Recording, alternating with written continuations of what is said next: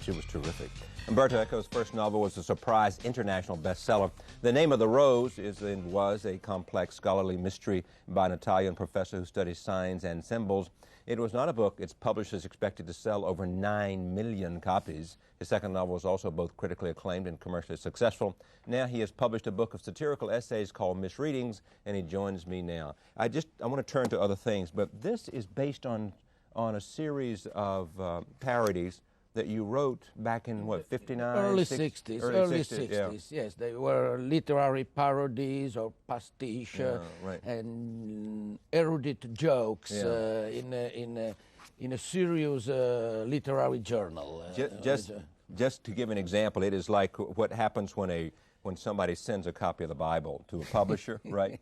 And you said, I must say that the first few hundred pages of the manuscript really hooked me. Action-packed, they have everything today's reader want in a good story. Sex, lots of it, including adultery, sodomy, incest, also murder, war, massacres, and so on. The Sodom and Gomorrah chapter with the transvestites putting the make on the angels is worthy of Rabelais. The Noah stories are pure Jules Verne. The escape from Egypt cries out to be turned into a major, and on and on and on and on. That kind of parody.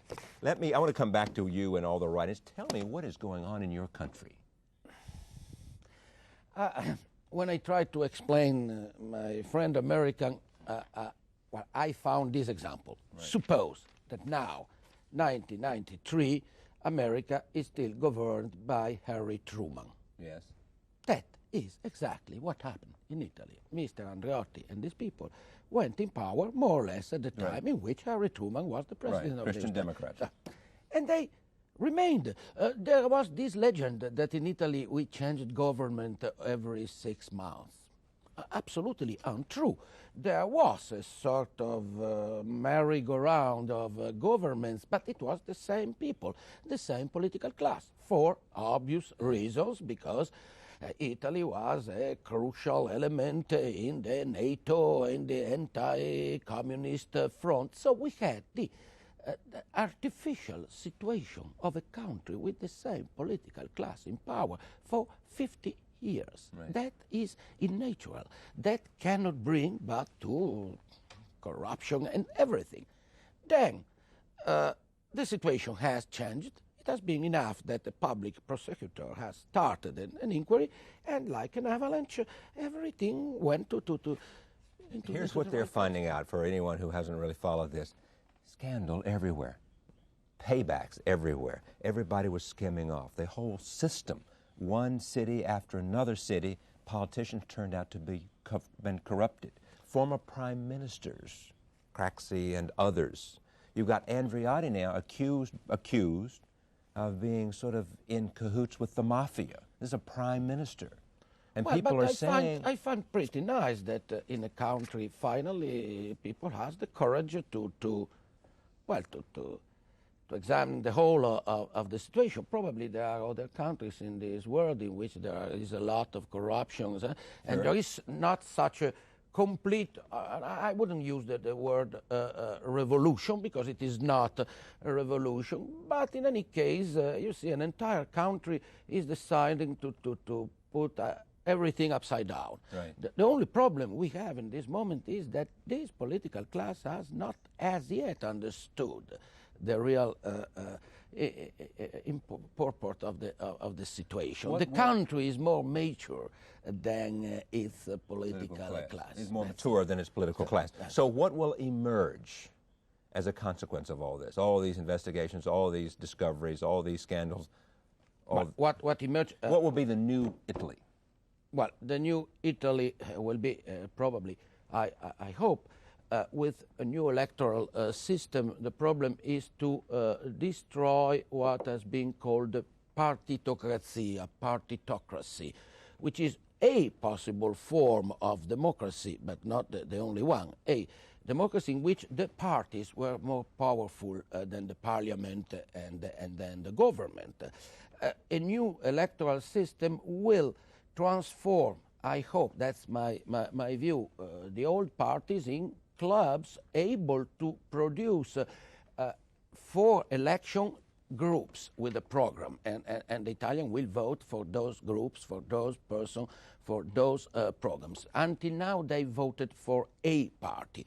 A party meant an ideology, a party meant a sort of family, father, mother, and parties became too much important.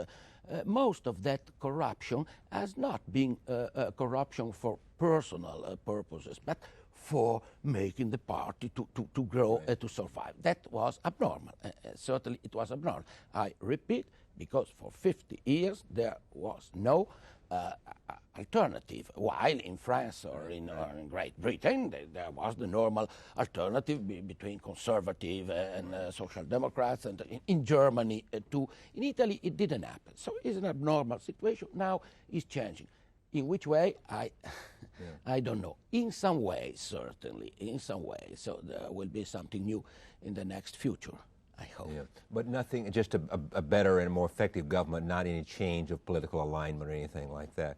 Well, you see, this new appointed government is at least the first example of a government designed by the president of the minister without bargaining too much with the parties and selecting persons according to their competence and not to the fact that they were backed or not by the parties. It's already a small change, but as a first step in this evolution, it could be satisfactory. But we have to see what this government makes in the next weeks to work for an electoral reform and so forth. Moreover, it's since October that I am out of Italy. First I was teaching in France, now here in the United States, so I am following all those things with a strange sensation of defamiliarization and participation at the same time. Tell me about, you didn't start writing or think of yourself as a writer until what? You sat down to write The Name of the Rose? I finished it that I was 48, so I am a young writer in this sense. You can say that this kind of stuff were literary experiments, because even parody is a literary genre. So I was making what people call creative literature, a term that I don't like even before. But okay, until the age of 48, I considered myself a scholar, and I didn't think of myself as a possible novelist. I don't belong to this kind of scholars that spend their life dreaming of the moment they could write a poem or a novel. No, I was very happy like that. Suddenly, as I said in my first interview, reached the age of 50, instead of escaping with a chorus girl, I wrote a novel. That's right, okay. In other words, you said a lot of people reach the age of 50 and they escape with a chorus girl or they do something with their life. What you did is wrote a novel. Well, it was a new change, a new challenge. Were you surprised by its success? But obviously, yes. I met 2 days ago this great woman who is Helen Wolf, my publisher of the Helen Kurt Wolf collection for Harcourt Brace, and we remember the day we met, and she said, "I like your book. We can try to do it, but you see." 4,000 copies. Okay, I 4, promise you an advance on 4,000 copies, because I don't believe it's possible to sell more of a book like that. And how many did it sell? But in America, I don't remember. But overall, sold 7. But the figure you said 9 million, 10 million. You know, because half of the world don't pay rights, so you don't know how much they sold. So you've never seen the royalties. How much they sold in China? You do not know. Now, did the second book do as well as Name of the Rose? Yes, critically was praised. Comparatively, we consider that it's only 4 years, while the Name of the Rose is 12 years. Right. Comparatively, is going well. Are you writing another novel now? 8 years passed from the second to the from the first to the second. So I want to have 8 years for a possible third, and the rest remains a secret. What's the joy for you? What is it you like about writing? I think that the impulse to narrate is a natural human impulse. I think that we make children in order to tell them fairy tales. Yeah. It's so beautiful to tell a story. So I think is one of the most natural impulse, like food, sex, and those. So it's beautiful to narrate freely. To write a novel, that it means to build up a cathedral with a lot of work, and not every moment is of full joy. There are also moments of suffering, pain. Suffering and pain in writing for you? In certain moments in which you don't know where to go, you feel that you have in a blind alley, and then the joy comes later when you're succeeding in solving that. I thought of my last novel as a sort of navigation in which at every chapter I was at the Cape,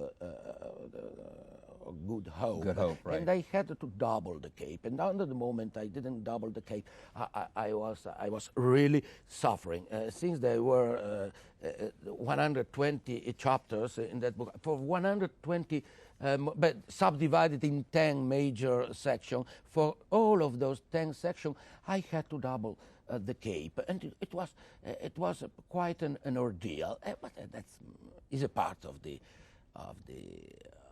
game. You have said before, which I found fascinating, is that there were two things you wanted to do when you were 21 and 22. One was to write a book, which would outlive you, and the other thing was to have a child, which would outlive you. Yes, I had two children and 20 books. So I feel you've satisfied all of your desires. I feel realized I could have had 20 children and 2 books, but I think for the balance of the world population, it's better. Do you have time to stay up in the field of semiotics? I continue to teach. Yeah. That too is writing doesn't detract from that.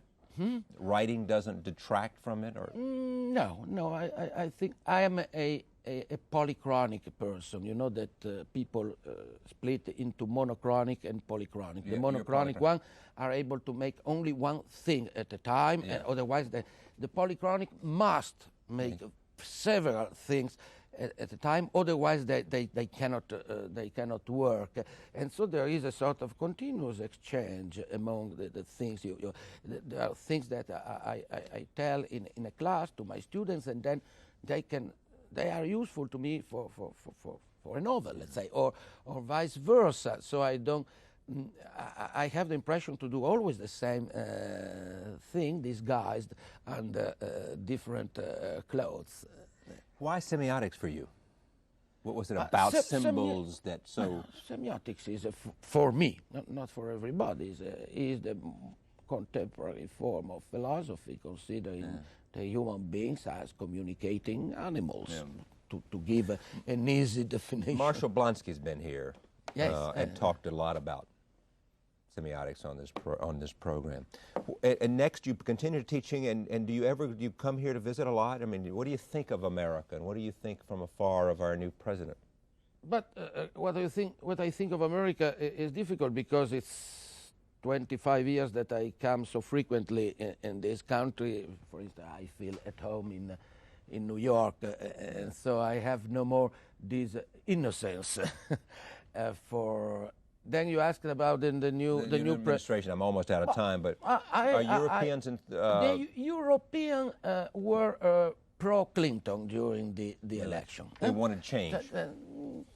Insofar as they could have an opinion, the general feeling was pro-Clinton. So I'm expecting. I'm expecting a lot of things from this. Umberto Eco's Misreadings is a collection of parodies written through in the early 50s, in the late 50s and early 60s. Pleasure to have you on the broadcast. Bye-bye. Thank you. Stay with me 1 second. We thank you for joining us this evening. Look forward to seeing you tomorrow night. Former Secretary of State Cyrus Vance will be here talking about what's going on in Bosnia. He and Lord David Owen have been responsible for most of the negotiations that have taken place there. We may see some kind of breakthrough. Questions will remain, but we look forward to that. See you tomorrow night.